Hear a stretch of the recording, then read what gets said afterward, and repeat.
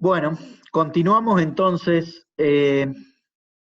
Habíamos visto, ¿sí?, que si nosotros teníamos una molécula no polar y se le acercaba, ¿sí?, una carga eléctrica, como podía ser un ion, ya fuera negativo o positivo, eso hacía que polarizara esa molécula por un instante. De hecho se le llama dipolo inducido, o sea que induciera un dipolo en la molécula que originalmente era no polar, y eso daba lugar a la interacción ion-dipolo inducido.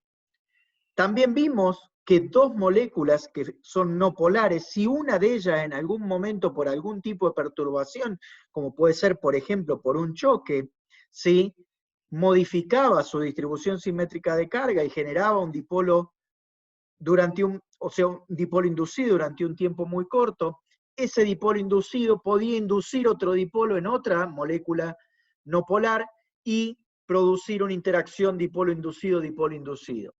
Con lo cual nos resulta muy raro que si a una molécula no polar le acercamos una molécula polar, como el agua, por ejemplo, ¿sí?, se genere se genere en esa molécula que era no polar un dipolo inducido, ¿sí?, o sea, una distribución asimétrica de carga durante un tiempo muy corto, que es el tiempo que esté esa molécula polar cerca de la molécula no polar, y entre ese dipolo inducido y el dipolo permanente de la molécula polar, establecerse una interacción conocida como dipolo-dipolo inducido, ¿sí? Como ven, siempre la interacción tiene dos partes, ¿sí? Las dos partes interactuantes. Si lo que interaccionan es un ion con un ion, la interacción es ion-ion. Si la interacción es un ion con un dipolo, es interacción ion-dipolo. Si la interacción es un ion con una molécula no polar, ¿sí?, es ion-dipolo inducido. Luego, la interacción de un dipolo con un dipolo es interacción dipolo-dipolo. La interacción, o sea, que sería una molécula polar con una molécula polar. La interacción de una molécula polar con una molécula no polar será dipolo-dipolo inducido. ¿Sí? O sea que la interacción dipolo-dipolo inducido se va a producir entre moléculas que son una polar y la otra es no polar. O sea, uno con un momento dipolar permanente, que en este caso sería el agua, y la otra con un momento dipolar nulo, pero que al acercarse, ¿sí?, y bajo el campo eléctrico producido por este dipolo, se produce una distribución asimétrica de carga y de esa manera una interacción dipolo inducido-dipolo. ¿Sí?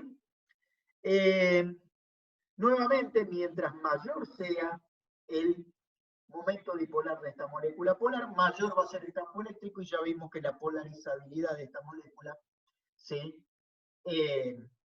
o sea que que el momento dipolar inducido en esta molécula es directamente proporcional al campo eléctrico provocado por esto. O sea que a mayor momento dipolar de esta, mayor va a ser esta interacción dipolo-dipolo inducido. ¿Sí? ¿Por qué? Porque mayor va a ser el momento dipolar inducido en esta molécula.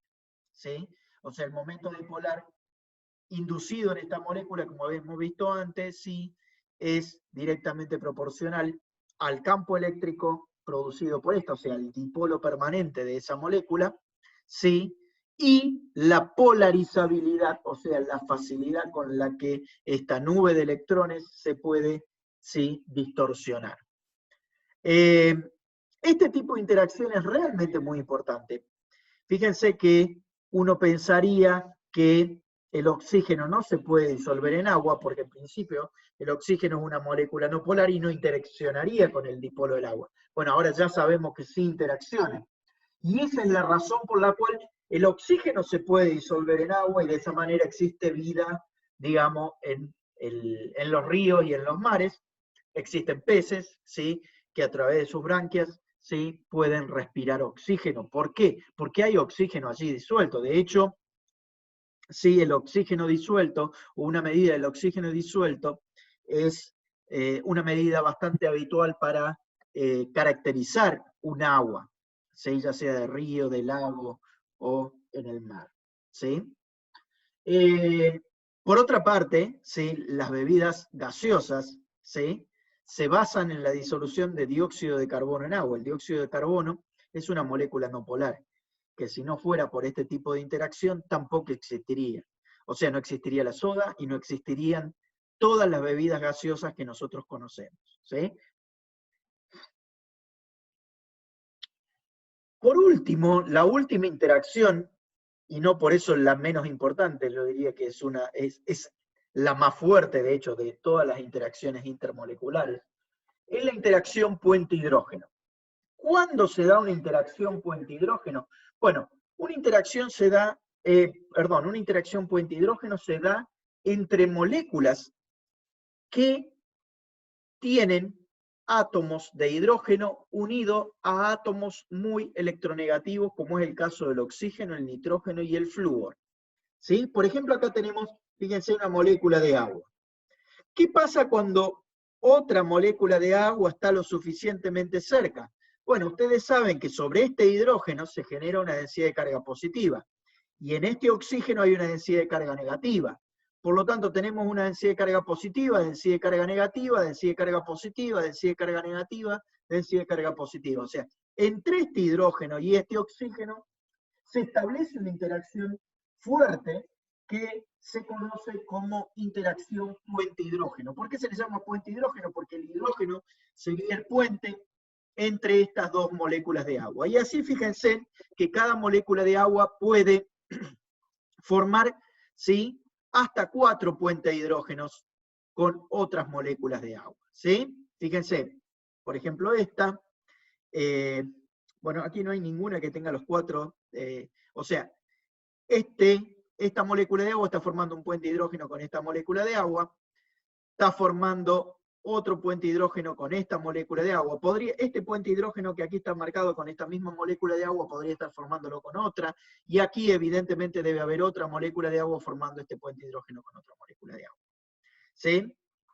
O sea, dependiendo de la posición, por ejemplo, fíjense en esta molécula central, forma un puente de hidrógeno con esa molécula de agua, otro puente de hidrógeno con esta molécula de agua, otro puente de hidrógeno con esta molécula de agua. Y aquí no está marcado, pero aquí podría, dependiendo de la distancia a la que se encuentra, podría estar formando otro puente de hidrógeno entre ese oxígeno y este hidrógeno. ¿Sí? ¿Cuál es la característica que tienen que tener? Bueno, tiene que tener una alta densidad de carga negativa, ¿sí?, acá, de manera tal de que acá haya una alta densidad de carga positiva, una densidad alta de carga negativa.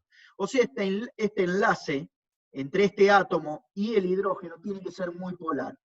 Para que sea muy polar, este átomo que está acá tiene que ser muy electronegativo. Por eso que únicamente el flúor, el nitrógeno y el oxígeno son lo suficientemente electronegativos como para generar esa polaridad de enlace acá y producir este enlace puente hidrógeno acá.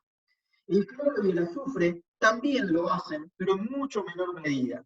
¿Sí? Entonces, prácticamente nosotros aquí, para este curso, no lo vamos a considerar como que tienen capacidad de formar puente hidrógeno, aunque en la realidad se ha visto que sí, pero como les decía anteriormente, en mucho menor medida. Este tipo de interacciones, conocidas como puente hidrógeno y denotadas por puntos, ¿sí?, es una interacción realmente muy fuerte. Es algo intermedio entre lo que sería una interacción dipolo-dipolo y un enlace covalente.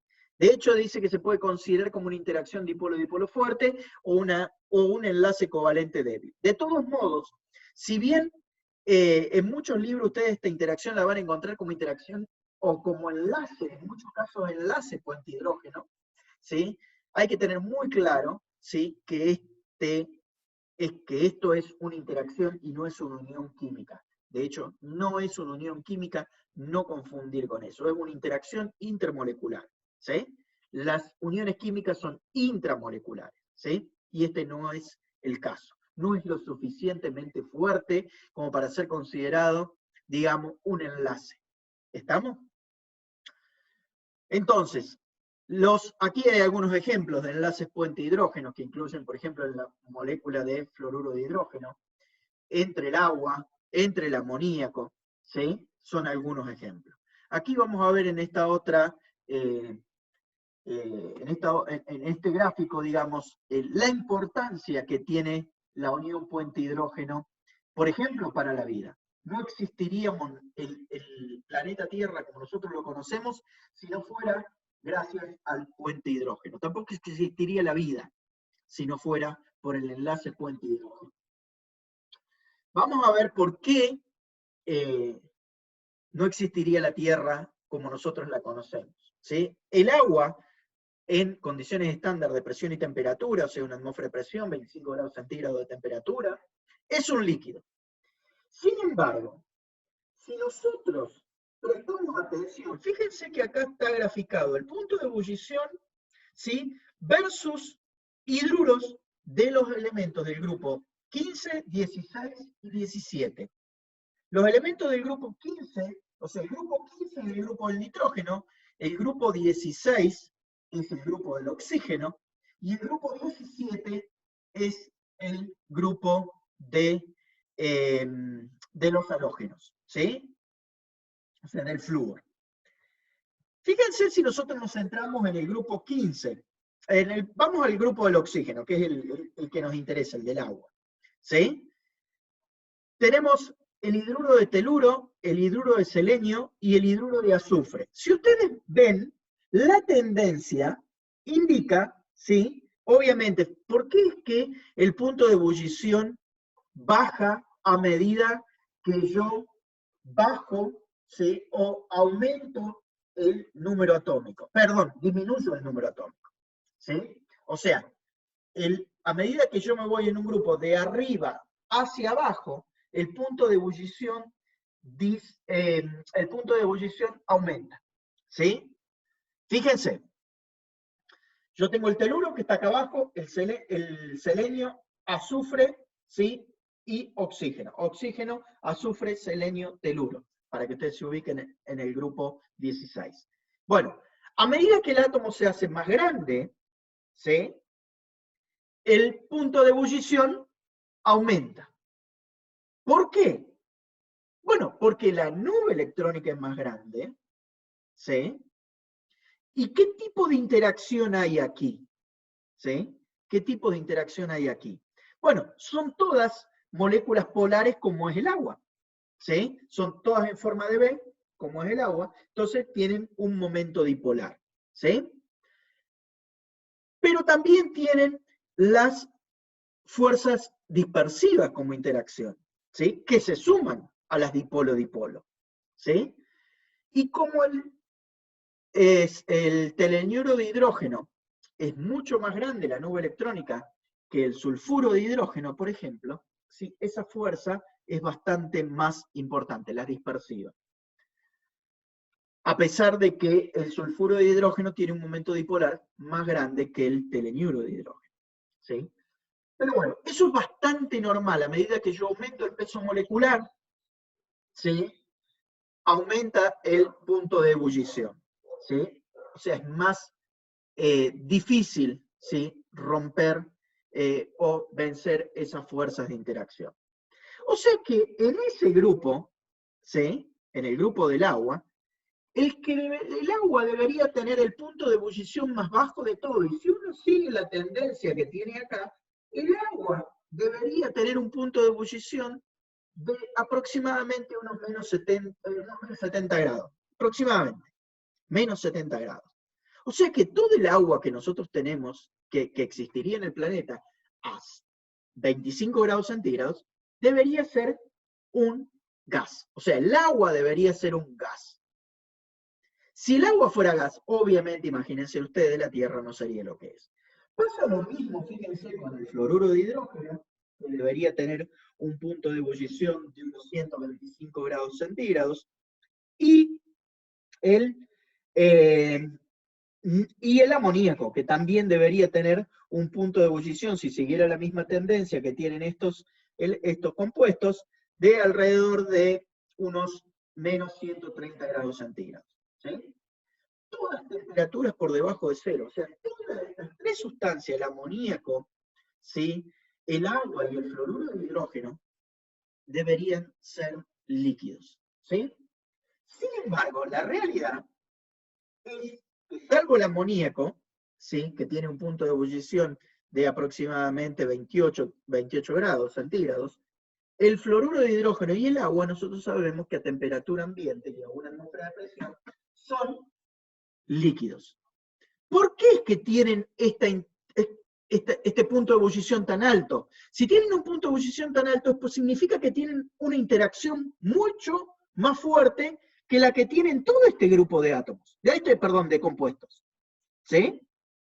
¿Cuál es esa interacción? Bueno, tiene las dipolo-dipolo, por supuesto, tiene las interacciones dispersivas o de London, por supuesto, pero aparte tiene una interacción muy importante que es la puente de hidrógeno y que es muy fuerte. Esa es la razón por la cual estas moléculas, ¿sí?, tienen puntos de ebullición anormalmente altos, ¿sí? Porque el agua puede interaccionar con otras moléculas de agua mediante puente de hidrógeno, porque el fluoruro de hidrógeno puede interaccionar con otras moléculas de fluoruro de hidrógeno por medio de puente de hidrógeno, y el amoníaco puede interaccionar con otras moléculas de amoníaco mediante puente de hidrógeno. Fijémonos, ¿sí? Aquí hay un video en donde realmente se puede ver, veamos el video y se los voy comentando. Básicamente lo que ustedes tienen allí, ¿sí?, es un globo lleno de agua, y esta persona lo que va a hacer allí es con un alfiler romperlo. ¿Uno qué esperaría? Uno esperaría que el agua salga dispersada en todas las direcciones y que caiga, ¿sí?, sin ningún tipo de forma en particular, ¿sí? Porque al romper las paredes del globo, el agua quedaría liberada, ¿sí? Sin embargo, vean lo que ocurre cuando realmente se rompe ese globo. Esto está puesto en cámara lenta, ¿sí? En realidad es una cámara ultra rápida para poder ver la imagen después en cámara lenta. Fíjense cómo el agua, ¿sí?, nunca pierde la forma del globo. Y uno le podría seguir esa película, ¿sí?, y vería que siempre es así.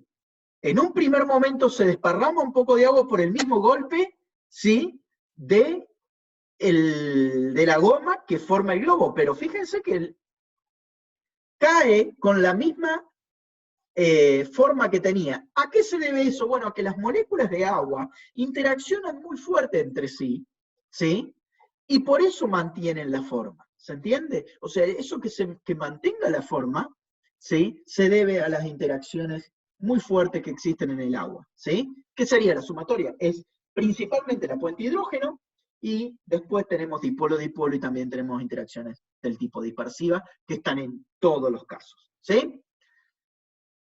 Estas son todas las posibles combinaciones, ¿sí? Todas las posibles combinaciones que puede haber de puente de hidrógeno, ¿sí? Fíjense, por ejemplo, en el ácido acético. El ácido acético es una molécula que también, si no fuera por el puente de hidrógeno, sería un gas, y nosotros sabemos que el ácido acético es un líquido a presión y a temperatura estándar. Fíjense que el ácido acético forma dos puentes de hidrógeno, ¿sí? Entre este OH de esta molécula de ácido acético, S, con el oxígeno de la otra molécula de ácido acético, y aquí abajo es el caso opuesto. O sea, entre dos moléculas sí se forman dos enlaces puente hidrógeno, ¿sí? Fíjense, allí está, y esta es la combinación entre todos. ¿Sí? Uno puede identificar acá arriba cuál es la combinación. Esto es el amoníaco, cómo interacciona. Fíjense, cada amoníaco puede interaccionar con 4 moléculas de amoníaco formando puente de hidrógeno. Se forma una red, de hecho. ¿Sí? Si nosotros podemos identificar, ¿sí?, un enlace puente hidrógeno, ¿sí?, sería, acá está mal el dibujo, sería entre ese nitrógeno, ese hidrógeno y ese nitrógeno. ¿Sí? Se me corrió la figurita allí. Bueno, esta es la interacción entre todas las posibles.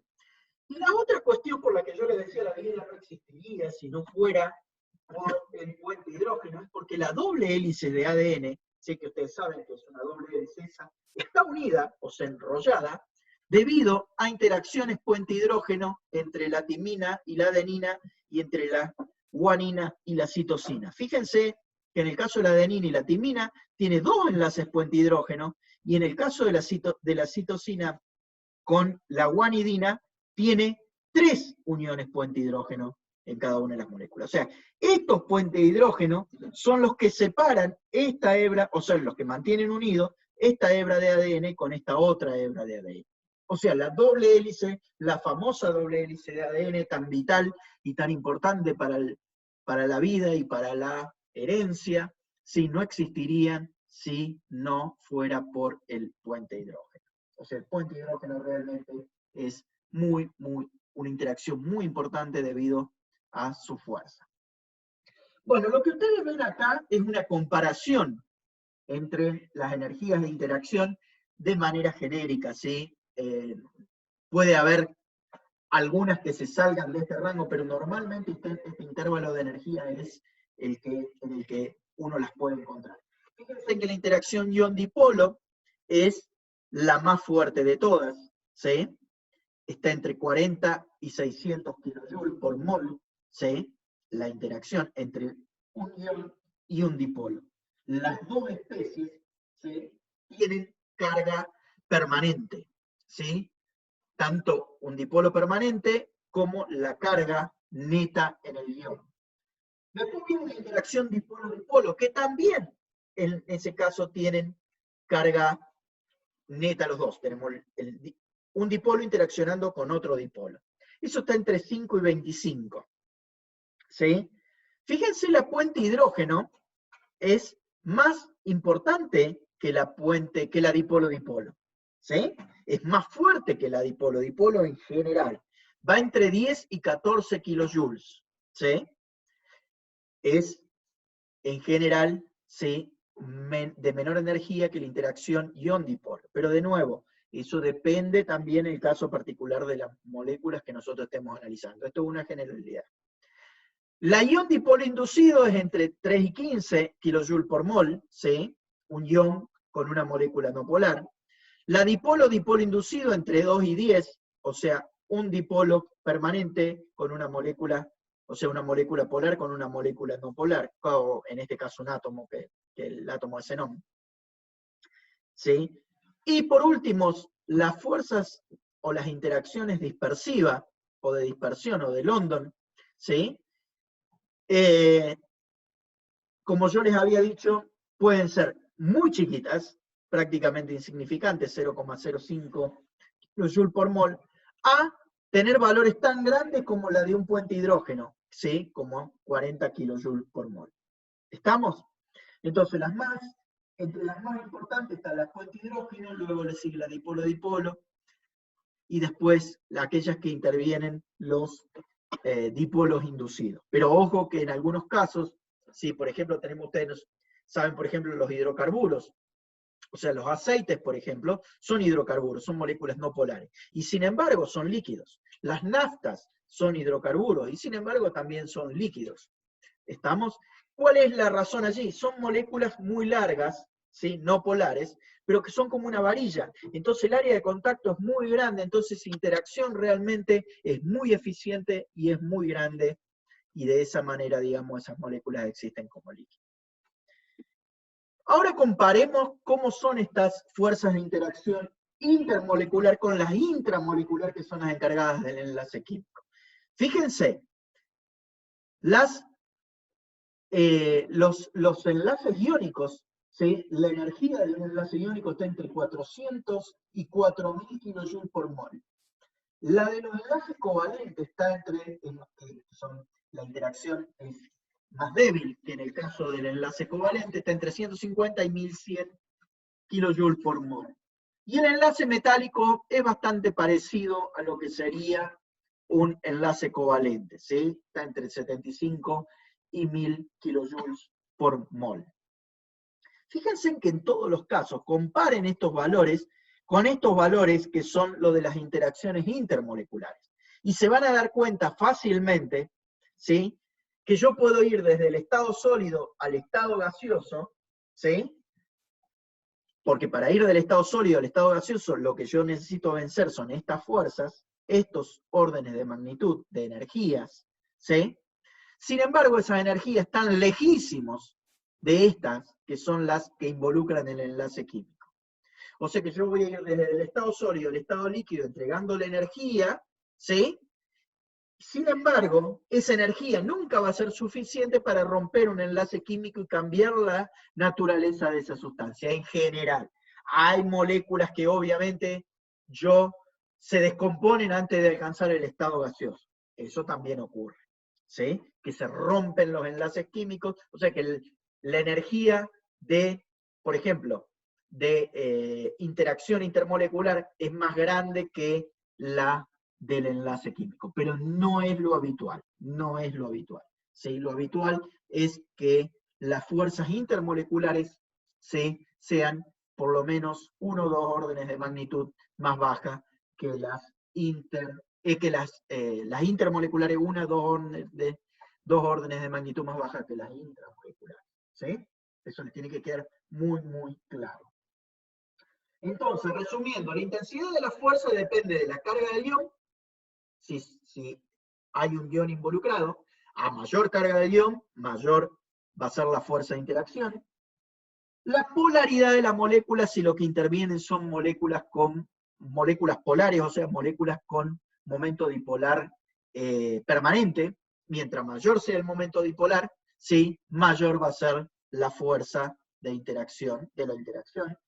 Y por último, cuando intervienen moléculas no polares, ¿sí?, a mayor polarizabilidad de la nube electrónica, ¿sí?, mayor va a ser la fuerza de interacción. ¿Estamos? Una cosa importante es que las interacciones de London o dispersivas están presentes en todas las moléculas porque todas tienen nube electrónica y se debe a la polarizabilidad de la nube electrónica, o sea que todas tienen interacciones de London. ¿Sí? Entonces, en el agua, ¿hay interacciones de London? Por supuesto que las hay. Lo que ocurre es que el puente hidrógeno, la interacción puente-hidrógeno, desde el punto de vista energético, es mucho más grande que la interacción del tipo London, y por eso suma muy poco, ¿sí?, la de London a la energía general o global de la interacción agua-agua. Pero existe, están en todos los casos. ¿Sí?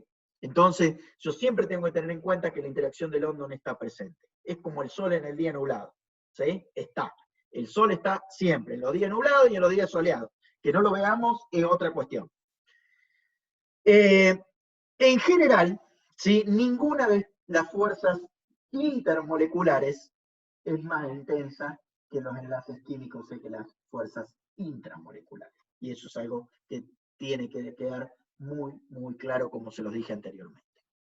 Bueno, ustedes me dirán, bueno, supónganse que yo ahora les doy cualquier molécula y les digo, díganme cuáles son las interacciones, ¿sí?, que va a haber entre estas moléculas.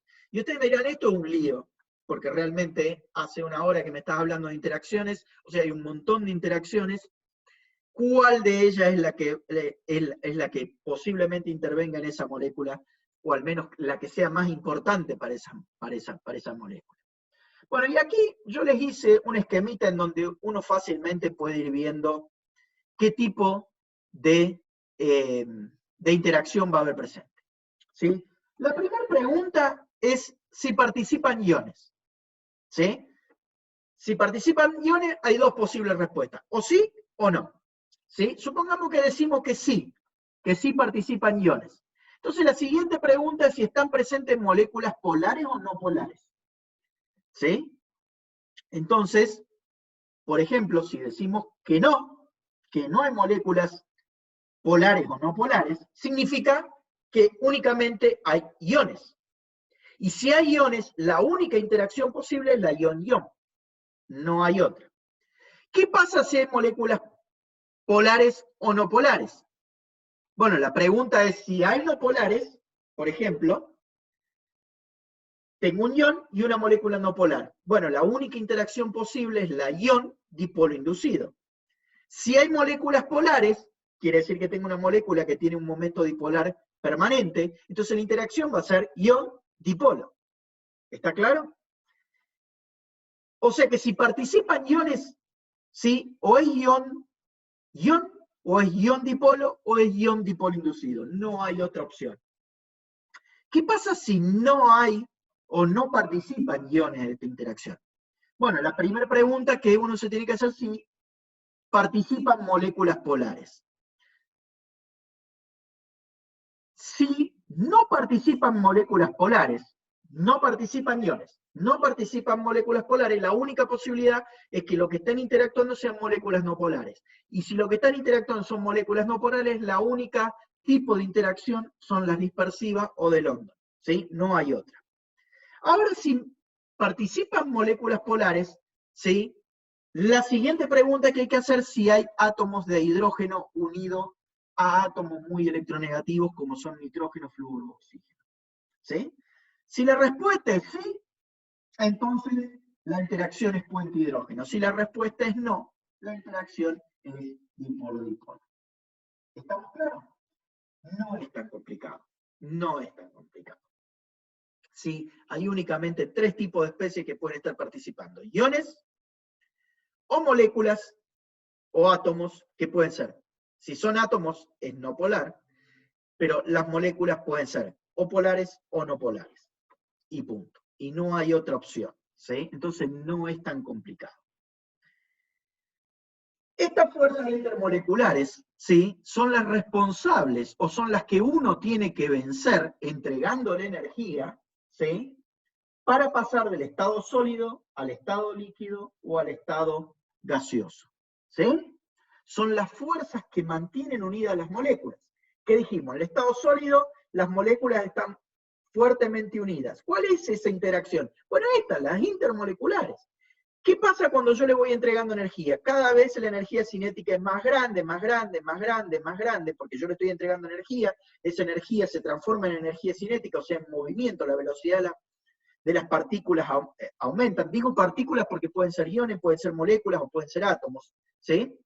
Empiezan a vibrar, cada vez vibran más fuerte, hasta que esa energía cinética es más grande que la energía de interacción, y entonces una partícula se puede empezar a mover con respecto a la otra, y ahora las partículas fluyen. Si las partículas pueden fluir, entonces significa que pasé al estado líquido. Luego, si les sigo entregando energía, esas siguen aumentando la energía cinética, y llega un momento en que la energía cinética, o que algunas moléculas tienen energía cinética suficiente, como para directamente vencer esas interacciones, ¿sí?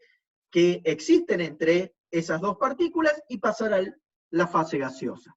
O sea que estas fuerzas intermoleculares son las que me van a determinar si por ejemplo, en condiciones estándar de presión y temperatura, esa sustancia va a ser sólida, va a ser líquida o va a estar en forma de gas. ¿Sí? Entonces las fuerzas intermoleculares están muy relacionadas con las propiedades físico-químicas que tienen las sustancias. ¿Sí? A mayor fuerza intermolecular, mayor punto de fusión, mayor punto de ebullición, y vamos a ver que mayor tensión superficial, mayor viscosidad, ¿sí? Aquí lo que ven a la derecha es cómo se le llaman a cada uno de esos cambios de estado. Por ejemplo, pasar de estado sólido a estado gaseoso se llama sublimación, pasar de estado gaseoso a estado sólido, es el proceso inverso, se llama deposición. Pasar de estado sólido a estado líquido se llama fusión, pasar de estado líquido a sólido se llama solidificación, pasar de estado líquido a estado gaseoso se llama vaporización o ebullición, ¿sí? Y pasar del estado gaseoso al estado líquido se llama condensación o licuación, ¿sí? Esos son todos los procesos, ¿sí?, que yo le puedo producir o todos los cambios de estados posibles. ¿Estamos? Aquí hay un cuadro en donde se muestran distintas sustancias, ¿sí?, que tienen distintas características, y el punto de ebullición y el punto de fusión. ¿Sí? Fíjense que está el tipo de sustancia, el tipo de enlace, la interacción o sea, estos serían las interacciones intramoleculares, las intermoleculares, predominante, la más importante, el punto de fusión y el punto de ebullición, ¿sí? Que en cierta medida me dice cuán fuerte están interaccionando estas especies, ¿sí? Tenemos cloruro de sodio, que es una especie iónica, ¿sí?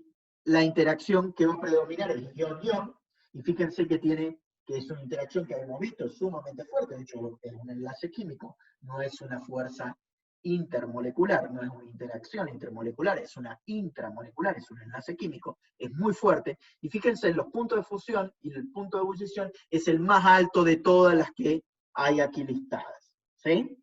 Y eso siempre es así. El sulfuro de hidrógeno, ¿sí?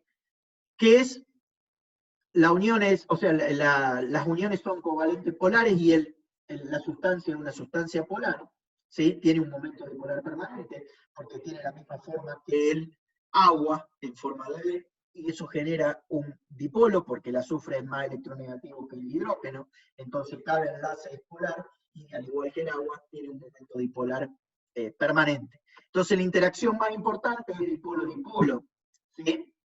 Y fíjense, el punto de fusión, o sea, la temperatura a la cual el sólido pasa a líquido son menos 83 grados centígrados, y el punto de ebullición, o sea, la temperatura a la cual de estado líquido yo paso a estado gaseoso, son menos 62 grados centígrados. ¿Sí? O sea, el sulfuro de hidrógeno a presión, a una atmósfera de presión y 25 grados centígrados de temperatura, es un gas. El agua también es una molécula polar, pero tiene un hidrógeno unido a un oxígeno, que es muy electronegativo. Entonces, esta molécula, como ya vimos, tiene capacidad de formar puente hidrógeno, esa es la interacción predominante, y fíjense que el punto de fusión es mucho más alto, ¿sí? 83 grados centígrados más alto, de hecho, y el punto de ebullición es 162 grados centígrados más alto que el sulfuro de hidrógeno. Cuando en realidad, si uno mira la tendencia, estos valores deberían ser más bajos que estos valores si no fuera por el puente hidrógeno. O sea, esa diferencia extra es debido al puente hidrógeno pura y exclusivamente. En el caso del metano, es una molécula que es, los enlaces son covalentes, son poco polares, y la molécula en total, como tiene estructura tetraédrica, si todos los dipolos se anulan, es no polar. ¿Sí? Fíjense, tiene 10 electrones en total, la nube electrónica del metano. ¿Sí?